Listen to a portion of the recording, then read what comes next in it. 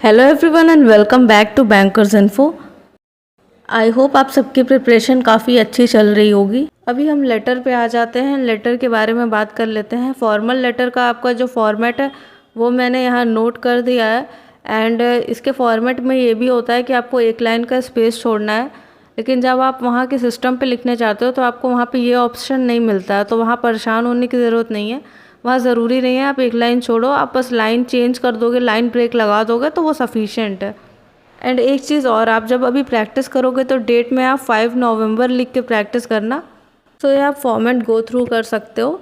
And salutation में sir ma'am या respected sir ma'am ऐसे आप लिख सकते हो। एंड लास्टली जब आप योर सिंसियरली लिखते हो, यहाँ पे आपका कोई भी अपोस्ट्रॉफी एस नहीं लगता है, ये इसको ऐसे ही लिखा जाता है। एंड उसके बाद आपको अपना नाम लिखना होता है। बहुत लोग ब्लॉक लेटर में लिखते हैं, तो आप ये चीज़ कर सकते हो। एंड इसके बाद अगर इसमें लेटर का रिक्वायरमेंट होगा कि आपको यहाँ पे एड्रेस लिखना है या ऐसा कुछ, तो वो भी आपको इसके बाद लिखना होगा। एंड आई वुड सजेस्ट कि आप फॉर्मल लेटर ही लिखो, क्योंकि यहाँ आपके मार्क्स जो होते हैं आपको फॉर्मेट पे ज़्यादा मिल जाते हैं। इनफॉर्मल लेटर में उतना फॉर्मेट की चीज़ें नहीं होती हैं, तो उस पर आपको उतने मार्क्स नहीं मिलते हैं उस पर। एंड इसके अलावा फॉर्मेट अच्छा खासा वर्ड खींच लेता है, तो वर्ड लिमिट भी आपको जल्दी ख़त्म करने में आसानी होगी। एंड ये आप इनफॉर्मल लेटर का फॉर्मेट देख सकते हो, इस तरह आपको लिखना होगा। एंड इसके लिए आपको एक शॉर्ट ट्रिक भी है, जो मैं अभी वीडियो में सब चीज़ों के बाद लास्ट में बताने वाली हूँ, जिससे आपका 4 से 5 मिनट आसानी से बच जाएगा एग्ज़ाम के इसको पूरा कंप्लीट करने के बाद भी। अभी कुछ पॉइंट लेटर से रिलेटेड डिस्कस कर लेते हैं कि लेटर राइटिंग में आपको किन चीज़ों का ध्यान देना है। सबसे पहला पॉइंट ये है कि आपको कोशिश करना है फॉर्मल लेटर लिखने का, क्योंकि इसका फॉर्मेट में आपको अच्छा खासा वर्ड्स मिल जाते हैं। एंड फॉर्मेट अगर आप सही लिख रहे हो तो उस पर मार्क्स भी आपको अच्छे खासे मिल जाते हैं, जबकि इनफॉर्मल लेटर में आपको बॉडी में काफ़ी वर्ड्स फिल करने पड़ते हैं। दूसरा पॉइंट यह है कि आपको यहाँ पे वर्ड काउंट एक्सीड नहीं करना है। अगर आपको 150 वर्ड काउंट है तो आप 160 तक जा सकते हो, लेकिन 180 190 इतना नहीं लिखना है। Now the third point is कि आपको फॉर्मेट को स्ट्रिक्टली फॉलो करना है। इसमें आप बिल्कुल भी गलती नहीं कर सकते हो। अगर आपको नहीं याद रह रहा है तो आप उसको कई बार लिखो एंड याद करने की कोशिश करो, लेकिन याद रखो फॉर्मेट को। एंड इसके बाद आपको ग्रामर एरर या फिर स्पेलिंग मिस्टेक्स के लिए आपको 2 बार अपना ऐसे क्रॉस चेक करना है। एंड ये चीज़ आपको तब नहीं करना है कि ऐसे लिखने का टाइम है तो आप यहाँ पे लेटर चेक कर रहे हो। अब जब सब कुछ कंप्लीट कर लो तो लास्ट में चेक करना है ये चीज़ आपको। एंड इसके बाद आपको जो टॉपिक मिला है लेटर का, उससे स्टिक करके लिखना है। ऐसा नहीं है कि आप इधर उधर की बातें लिख रहे हो लेटर में, ये चीज़ नहीं करनी है।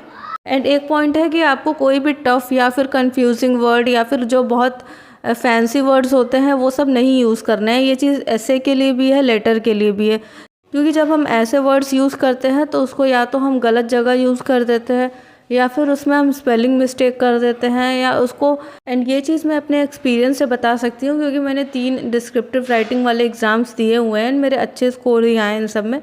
एंड मैं बहुत सिंपल लैंग्वेज, लेमन लैंग्वेज में लिखती हूँ अपना लेटर एंड ऐसे दोनों चीज़ें।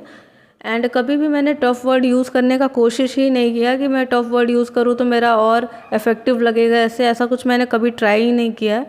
मुझे जितना सिंपल लैंग्वेज आता है मैं उतने सिंपल लैंग्वेज में उसको लिखती हूँ। एंड एक चीज़ का और कन्फ्यूजन आपको होगा कि आपको लेटर से स्टार्ट करना है या फिर ऐसे से स्टार्ट करना है।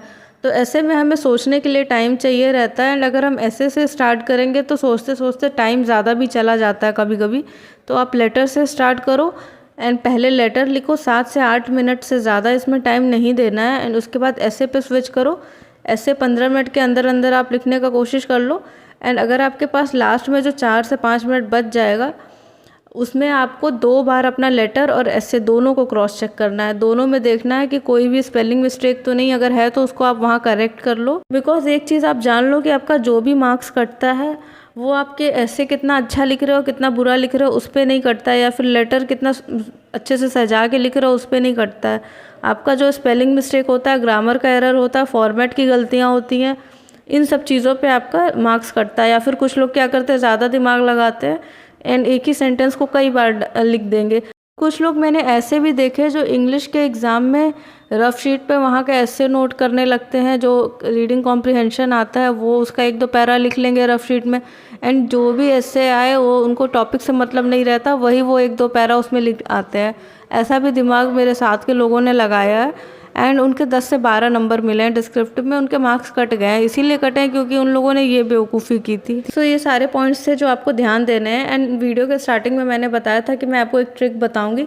तो ट्रिक ये है कि जीए का जो सेक्शन होता है उसमें आपको काफ़ी सफिशिएंट टाइम मिल जाता है। सो उस टाइम में आपको अपने फॉर्मल लेटर का फॉर्मेट लिखना होगा अपने रफ शीट में। एंड अगर आपका क्लियर है कि आपको इनफॉर्मल लेटर लिखना है तो आप इनफॉर्मल लेटर का अपना फॉर्मेट नोट डाउन कर लो। तो इससे क्या होगा कि जब आप फॉर्मेट लिख लेते हो, फॉर्मेट में भी जब मैंने एग्ज़ाम दिया था तो मैंने सैल्यूटेशन में रिस्पेक्टेड सर, फिर उसके बाद जो एंडिंग में लिखते हैं वो सारे वर्ड्स प्रॉपर लिख लिए थे।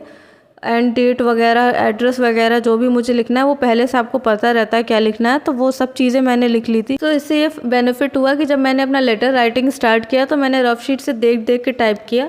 एंड देख के टाइप करने में काफ़ी टाइम बच जाता है। मैंने अपना लेटर अप्रॉक्सीमेटली 4 से 5 मिनट में ख़त्म कर लिया था। तो ये चीज़ पे बहुत लोगों का दिमाग नहीं जाता है क्योंकि हमारे पास रफ शीट होता है एंड उस शीट को हम लोग हर सेक्शन में यूज़ कर सकते हैं।